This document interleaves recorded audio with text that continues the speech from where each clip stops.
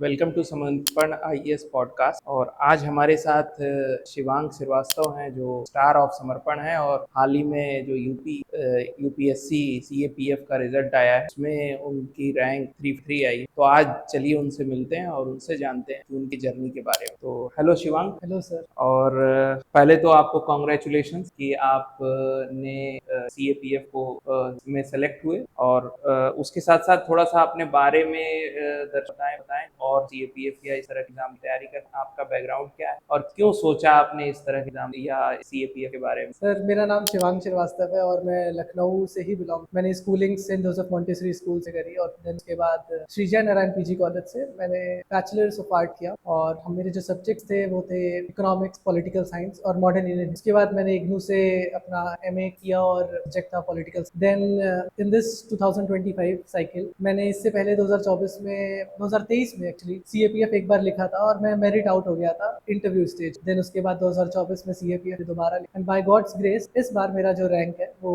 All India rank 350। And sir ये journey आसान नहीं थी क्योंकि सबसे पहली बात तो आपको इसके बारे में बहुत ज्यादा लोगों को पता नहीं। मुझे पता चला थ्रू जब मैं एक एसएसबी देने गया था भोपाल, तब वहां पर एक बच्चा था वो सिलेक्टेड हुआ असिस्टेंट कमांडेंट बीएसएफ। तो मुझे वहां से पता चला कि ये भी एक यूपीएससी की एक एग्जामिनेशन है जिससे आप यूपीएससी का इंटरव्यू दे। इंटरव्यू मैं इसलिए बोल रहा हूँ कि मेरा सबसे पहला फैसिनेशन इस फील्ड में आने का था कि इंटरव्यू तक पहुंचूं, उस यूपीएससी वॉल के सामने खड़े होकर एक फोटो खिंचवाने का जो एक क्रेज होता है, वहां से ये मोटिवेशन आया कि ये एग्जाम देना है। तो सर ये जर्नी ऐसी ही रही। और सर जितने भी लोग जिन्होंने भी इसमें मुझे हेल्प किया सभी को सर धन्यवाद। और आप भी इसका एक पार्ट रहे हैं क्योंकि रिटेन एग्जामिनेशन में समर्पण ने मेरा बहुत ज्यादा साथ दिया था टेस्ट सीरीज। सर उसके लिए बहुत ज्यादा नहीं, आप शुरू से एक ब्रिलियंट माइंड रहे और आप तैयारी में डेडिकेटेड थे, तो जाहिर सी बात है ऐसे बच्चों का ही साथ देने में समर्पण या कोई भी इंस्टीट्यूट सबसे पहले आगे आता है। जो बच्चा खुद अपनी मदद करना चाहता है उस मदद करने तैयार हो। बिल्कुल सर। तो शिवांक, आपसे दूसरा सवाल कि जैसे आपने यूपी पीसीएस का भी एग्जाम दिया, यूपीएससी का भी दिया, बीपीएससी भी आप दिया है, Yes. उसके मेंस भी लिखे आप, तो इतने जो मल्टीपल एग्जाम्स थे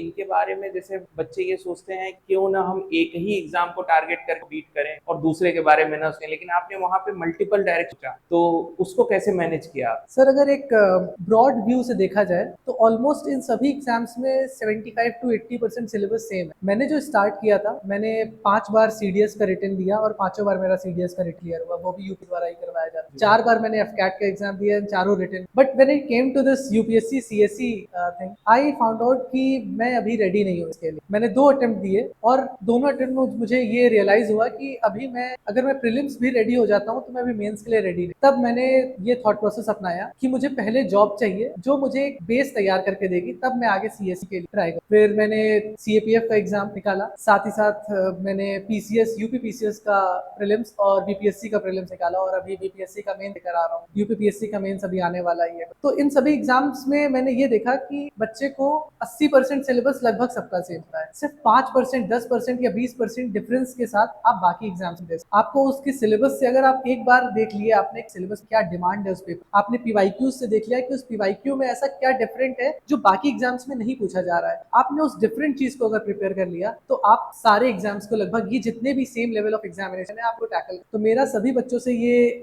एक रिक्वेस्ट रहेगी कि सिर्फ एक एग्जाम के पीछे भागना एक हद तक ठीक, यूपीएससी सीएससी यहाँ स्टैंड कर रहा है, लेकिन सीएपीएफ और बाकी भी उससे नीचे नहीं। आपको जी स्टेट पीसीएस पे भी आप पहुंच सकते हैं। आपका पहला मकसद होना चाहिए कि आप कैसे स्टेबल हो सकते हैं, और स्टेबल होने के बाद आप उस लेवल तक पहुंच सकते हैं जहां के लिए आपने सफर शुरू किया। तो शिवांक, इसमें समर्पण आईएएस की टेस्ट सीरीज या जो भी मेंटरिंग आप, उसमें आपको कैसे मेंस आंसर राइट किया, आपको या जिस भी तरह से आपने मेंस के लिए प्रिपेयर किया अपने आप आंसर राइटिंग, उसके बारे में थोड़ा सा बताइए कि कैसे उसमें आपने गोल अचीव किया या क्या टारगेट किया?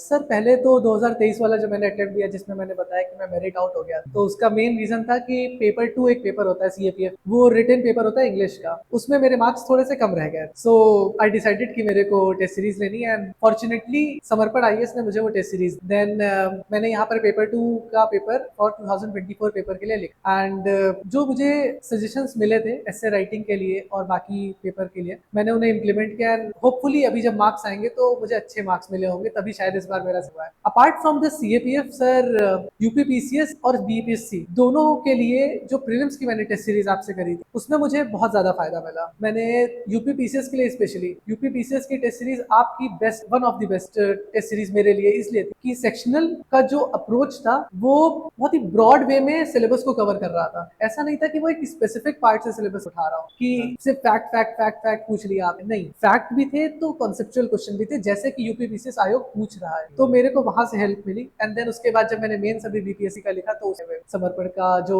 इनपुट मुझे मिला था कि शिवांग तुम अभी जो टेस्ट सीरीज लिख रहे हो वो टाइम लिमिट में नहीं लिख रहे हो, ये गलतियां कर रहे हो, सुधारो, तो उसमें भी मुझे बहुत अच्छा शिवांग, आपसे एक चीज और जानना चाहूंगा, जैसे यूपीएससी सीएससी इनका सिलेबस तो ज्यादातर बच्चों को पता रहता है, सीएपीएफ में क्या है जो बेसिकली अलग करता है? क्या मेंस में उतने ही पेपर में होता, और प्रीलिम्स में क्या है, जीएस का रोल कितना है, या अन्य कोई सब्जेक्ट जो एक्स्ट्रा इसमें आपने जो कहा वो 20% अलग चेंज होता है, वो 20% सीएपीएफ अगर कोई करना चाहता है तो उसमें क्या उसको एडिशनल करना पड़ेगा अगर वो यूपीएससी का aspirant CSC? Yes sir. Sir जो जीएस पोर्शन है, जो पेपर 1 आता है, वैसे तो बताऊं कि एक पेपर 2 होता है और एक पेपर 1। पेपर 1 ऑब्जेक्टिव है और पेपर 2 सब्जेक्टिव है, दोनों एक ही दिन पेपर होते हैं, जिससे कि बाद में जुड़कर इंटरव्यू के मार्क्स जुड़कर रैंक डिसाइड। पेपर 1 जो है वो पूरी तरीके से ऑलमोस्ट सिमिलर लाइन पे है जो यूपीएससी का है। इवन कुछ लोग जो पिछले साल कह रहे थे 2024 का पेपर देखकर कि अरे यार इस बार तो सीएससी का पेपर लग रहा है, उठा कर दे दिया सीएपीएफ, तो सर इस तरीके की बातें चल रही थी मार्केट में कि सीएपीएफ का paper almost on the similar line आया जो सीएससी का आता है। अलॉन्ग विद दैट सर, जो पेपर 2 है वो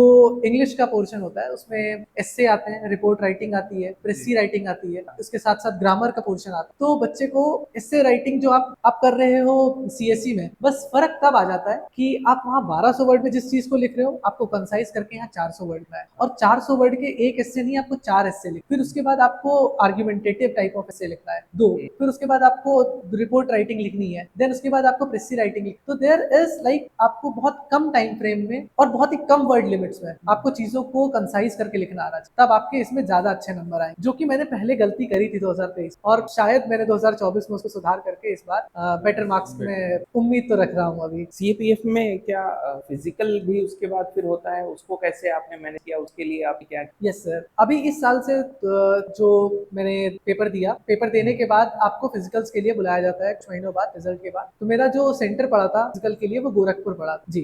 2 दिन का फिजिकल होता है। आप पहले दिन जब जाते हो तो आपके फिजिकल स्टैंडर्ड्स चेक होते हैं, और आपको उसमें 100 मीटर रेस होती है, 800 मीटर लॉन्ग जंप होता है, शॉर्ट पुट होता है, इस तरीके के कुछ इवेंट्स होते हैं, और उनका टाइम फ्रेम डिसाइडेड है, आपको उसके अंदर उन चीजों को क्वालिफाई करना होता है। देन उसके बाद आपका मेडिकल टेस्ट होता है, जो भी स्टैंडर्ड आपके दिए हुए नोटिफिकेशन, आपका उस स्टैंडर्ड्स के अकॉर्डिंग आपका मेडिकल टेस्ट होता है। अगर उनको कोई गलती मिलती है या लगता है कि आप मेडिकल टेस्ट फेल हो रहे हो, तो वो आपको री मेडिकल दे देते हैं, जिसके लिए अगले दिन एक बोर्ड बैठता है और आपको दोबारा चलता है। तो मोस्टली ये 2 दिन का प्रोसेस है जो 2 दिन में क्लियर कर लेते हैं, अदरवाइज वो री मेडिकल मिलता है उनके लिए 1 या 2 दिन एक्स्ट्रा पड़ता है। तो मैंने जो इसके लिए मेहनत करी, क्योंकि रनिंग पोर्शन मेरी लीन बॉडी थी तो इतना प्रॉब्लम नहीं, बट लॉन्ग जंप के लिए क्योंकि सिटिंग आवर्स इतने ज्यादा हो चुके थे लाइब्रेरी में कि फैट एक्यूमुलेशन ज्यादा हो चुका था, तो इसकी वजह से मैंने लॉन्ग जंप के लिए प्रैक्टिस करी।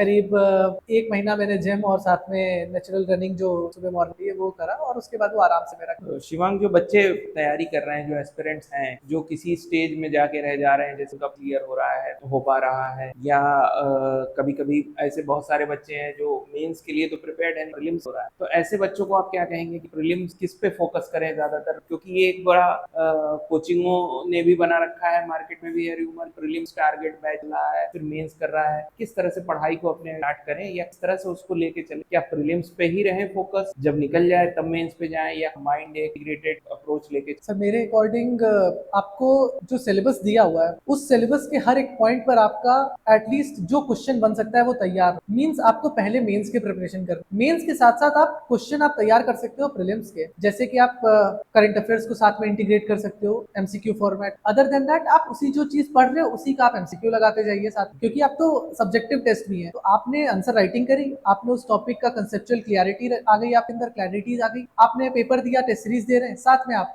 ऑब्जेक्टिव क्वेश्चंस भी लगा लीजिए। तो मेरे अकॉर्डिंग पहले आपको मेंस की प्रिपरेशन करनी चाहिए। क्यों? क्योंकि जो प्रीलिम्स क्वालिफाई कर जाता है उसके लिए 2.5 महीने में मेंस का प्रिपरेशन करना अलॉन्ग विद आंसर राइट, ये बहुत ही हेक्टिक टास्क हो जाता है, जो कि सिर्फ विरले ही लोग कर पाते हैं, मतलब बहुत मुश्किल से चीजें हो पाती। तो अगर आपको अपनी डिजायर्ड रैंक लानी, आपको पहले से ही मेंस का पूरे तरीके से प्रिपेयर्ड हो। एक दो क्वेश्चन बहुत कॉमन है जो हर टॉपर से पूछा जाता है। कौन कौन से सोर्सेज से आपने पढ़ाई की? क्या आपने एनसीईआरटी को पढ़ा इनिशियल स्टेज में अपनी तैयारी, या करंट अफेयर के लिए कौन से सोर्स रेफर किया? और जब पढ़ते थे तो क्या पीवाईक्यू मतलब केवल पीवाईक्यू यूपीएससी के लगाए या अदर एग्जाम भी देखते थे? तो वो जो सोर्सेज को आपने पकड़ा वो कौन कौन? सर मोस्टली जो स्टैंडर्ड सोर्सेज हैं हमारे मार्केट में वही वाले मैंने उठाए थे, जैसे पॉलिटी के लिए Laxmikanth, Spectrum modern Indian history के लिए, और ज्योग्राफी के लिए मैंने सिर्फ एनसीईआरटी 11 विच इज लाइक रामबाण। उसके अलावा और आपको कुछ उठाने की जरूरत नहीं है। अगर आपकी कंसेप्चुअल क्लैरिटी हो गई एक बार ज्योग्राफी, तो आप किसी भी तरीके कुछ कर सकते। अलॉन्ग विद दैट सर जो भी स्टैंडर्ड सोर्सेज थे मैंने करे, साथ में जो करंट अफेयर्स था मैंने न्यूज़पेपर नहीं फॉलो किया। इसके अलावा मैंने मंथली मैगजीन फॉलो करी या मंथली वीडियोस आते हैं मैंने वो फॉलो कर लिए थे पीसीएस के लिए पर्टिकुलर, और यूपीएससी के लिए मैंने बाद में जो ईयरली मैगजीन्स आते मैंने ईयरली मैगजीन किया। मेरा जो मानना है कि करंट अफेयर्स अब के पेपर में जो अभी रिसेंट पेपर्स हुए हैं बहुत ज्यादा वेटेज, इवन स्टैटिक के भी जो क्वेश्चन आ रहे हैं उसमें भी कहीं ना कहीं करंट का कोई ना कोई पॉइंट है। तो इसलिए आपको करंट अफेयर्स एटलीस्ट न्यूज़पेपर के साथ आपको कनेक्टेड फील होना पड़ेगा। तो आप जब न्यूज़पेपर के साथ कनेक्टेड रहेंगे तो आप जब बाद में उसको रिवाइज कर रहे होंगे किसी मैगजीन से, ईयरली मैगजीन या मंथली मैगजीन, वहां से आप नोट्स आप प्रॉपर बना सकते। जैसा कि शिवांग आपने कहा तो करंट अफेयर मैंने कई मतलब मैगजीन से पढ़े। यूपी पीसीएस में या बीपीएससी में जब आप स्टेट में जाते हैं तो उनका स्पेशल होता है, जैसे यूपी होता है, बिहार में आप जाएंगे तो बिहार का पूछेगा, उत्तराखंड के स्पेशल जाते हैं। यूपी पीसीएस के लिए स्पेशली आपने स्पेशल के लिए क्या करा? सर एक तो पहले आपने जो टेस्ट सीरीज दी थी तो वो मैंने टेस्ट सीरीज फॉलो कर ली थी। Along with that sir current affairs का टेस्ट पेपर आपने उसी में इंक्लूड कर रखा था तो वो वहां से हो गया। प्लस मैंने सर एससीएस का फॉलो किया था, इसमें यूट्यूब वीडियोस आते तो मैंने वो भी फॉलो कर लिए। दोनों के लिए ही सेम, आपका भी मतलब यूपी पीसीएस का भी और बीपीएस, तो मुझे मेरे लिए वो सफिशिएंट था सर, मैंने आराम से उसको टैकल कर लिया। अच्छा शिवांग, क्योंकि आप लंबे समय से प्रिपरेशन कर रहे हैं, एक बार आप बता रहे थे इंटरव्यू तक जाके नहीं हुआ, फिर सेकंड अटेम्प्ट में आपका सीएपीएफ हुआ, तो एक लंबी तैयारी के दौरान बड़ा चैलेंज आता है एक लंबी पढ़ाई में। कैसे मोटिवेटेड रहें? कई बार ऐसा लगता होगा कि अब छोड़ के कुछ और करते हैं, कि आपकी क्वालिफिकेशन भी एक होती है ग्रेजुएशन, क्यों ना इसके दम पे किया जाए, या जॉब का एक प्रेशर होता है, सिक्योरिटी का भी प्रेशर होता है, जॉब सिक्योरिटी भी होती है, उसको कैसे अपने आप को आपने मोटिवेट? सर पेशेंस, कोई भी एग्जाम आप दे रहे हो सर पेशेंस सबसे ज्यादा। एक ही दिन में कई इमोशंस आपके दिमाग में आते। एक ही दिन में मेरा जैसे एक इंसिडेंट है कि it was 29th of December 2003, जिस दिन मेरा लेखपाल का जो फाइनल रिजल्ट था उसमें मेरा सिलेक्शन, और that was the day only जिस दिन मेरा सीएपीएफ का मेडिकल क्लियर हो गया था, फिजिकल एंड मेडिकल क्लियर हो गया था। तो 5 मिनट के अंदर मेरे दो इमोशन थे। मैं एक हाई पे था एक समय, और जैसे ही दूसरा रिजल्ट आया मैं लो पर आ गया। और अगले दिन जब मैं वापस लखनऊ आया हूँ तो दोबारा फिर स्टार्ट करना था इंटरव्यू के लिए, पीसीएस के लिए। Same goes with last year जब बीपीएससी का एग्जाम और मेरा फिजिकल एंड देन यूपीपीसी का एग्जाम, तीनों ही 15 दिन के अंदर थे। तो आपको स्विच करना पड़ेगा तीनों एग्जाम के बीच में, या आप जो भी एग्जाम दे रहे हैं आपको ऑन ऑफ बटन अपने हाथ में रखिए। परसिवियरेंस आपको परमानेंट रखनी है, पेशेंस आपके अंदर होना चाहिए, अदरवाइज आप पेपर के साथ मतलब पेपर टैकल नहीं कर पाएंगे। क्योंकि मुझे आज भी याद है, and it is better to admit कि आपकी गलतियां क्या रही। मैंने आर्टिकल 17 गलत किया था बीपीएस, और मेरा 1 साल बर्बाद हुआ। आर्टिकल वो एक क्वेश्चन 1.33 मार्क्स से मेरा प्रीलिम्स रुका था, और क्वेश्चन मैंने गलत किया था आर्टिकल 7। मतलब मैं नींद में बता सकता था कि वो आंसर क्या है, लेकिन क्यों? क्योंकि उस समय गलती हो गई, मैंने ध्यान नहीं लगाया उसको। तो मैं सबसे यही कहूंगा कि पेपर जब आप दे रहे हो तो आपको पूरा एकाग्र मन से पेपर देना है। हर क्वेश्चन को पेन आप ले जाते हैं तो आप अंडरलाइन करिए, हर एक जो नोट जहां लिखा है आपको नोट अंडरलाइन करना है। पेपर देते समय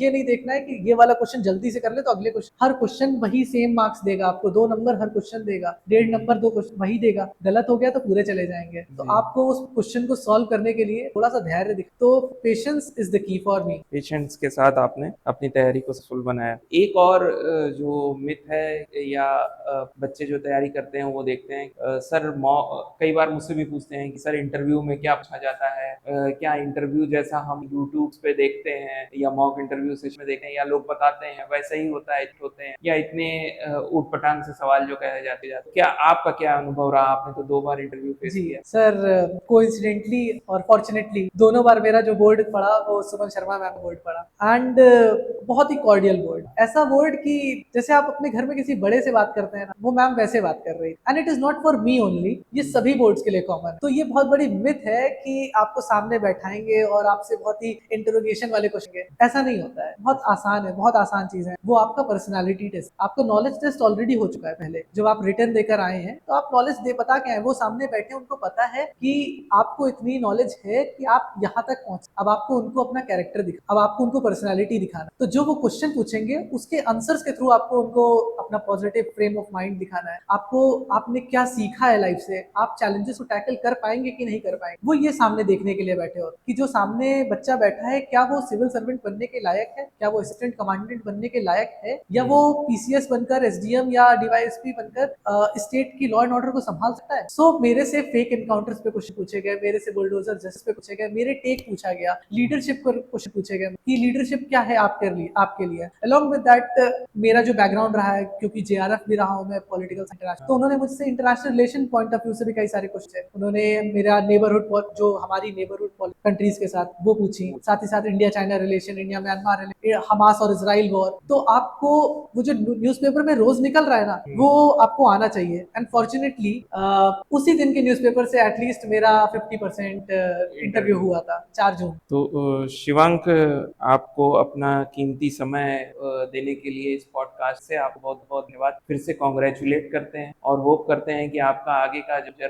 आपकी जॉब में या जिस भी चीज में आप जाएं उसमें आप सक्सेस हासिल करें और पब्लिक सर्विस में भी ध्यान दें, और जो आपके पास आपके पावर्स रहे आप सही तरह यूज करें। इसी उम्मीद के साथ कि आपकी आने वाली लाइफ सक्सेसफुल और हैप्पी लाइफ, हम पॉडकास्ट को एंड करते हैं और आपसे चाहते हैं कि एक लास्ट वर्ड्स, अगर आप जो एस्पिरेंट्स तैयारी कर रहे हैं अभी और अभी अनसक्सेस, उनके लिए कुछ भी कहना चाहें, अपने आप को बताना चाहें, इसी को देना। सबसे पहले तो सर ये जर्नी जो रही है वो बहुत ही लंबी जर्नी, 3 साल, मतलब मैंने 2 फरवरी 2022 को लाइफ। सो सबसे पहले तो मैं अपने पेरेंट्स को थैंक यू बोलूंगा, उन्होंने बहुत कुछ किया। मेरी बहन है, राशि है, सिद्धांत है मेरा दोस्त है, इन लोगों ने मुझे बहुत हेल्प। अलॉन्ग विद दैट मेरे स्कूल टीचर्स रहे हैं, Adarsh sir, Sunil sir, Pradeep sir, आप पटेल सर, आपने बहुत ज्यादा मुझे हेल्प, और खासकर मेरे इंटरव्यू गाइडेंस में चौधरी सर का बहुत ज्यादा योगदान रहा है। तो इन सभी लोगों का जो योगदान रहा है वो मेरे हार्डवर्क के साथ इन लोगों का लक जो मुझे मिला है, आशीर्वाद जो मुझे मिला है, ये बहुत ज्यादा मायने रखता है। एंड